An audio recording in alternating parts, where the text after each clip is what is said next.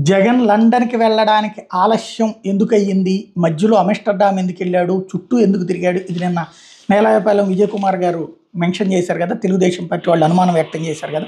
అదేదో డాక్టర్ లోకేష్ గారైతే కంటైనర్ల కొద్దీ డబ్బులు ఫ్లైట్‌లో ఎక్కించుకొని తీసుకెళ్ళిపోయారని మాట్లాడుకొచ్చారు కదా! అట్లాంటి సందర్భంలో అసలు వాస్తవం 'ఆంధ్రజ్యోతి'నే రాసింది వాళ్ళ అనుకూల పత్రికే.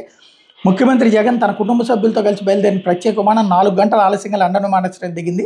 శుక్రవారం రాత్రి 11 గంటలకు గన్నవరం విమానాశ్రయం నుంచి జగన్ కుటుంబ సభ్యులు బయలుదేరిన విమానం శనివారం ఉదయం 10:30 గంటలకు లండన్లోని లూటాన్ విమానాశ్రయంలో ల్యాండ్ కావాల్సి ఉంది. అయితే ఎయిర్ ట్రాఫిక్ కారణంగా ల్యాండింగ్కి అనుమతి లభించలేదు.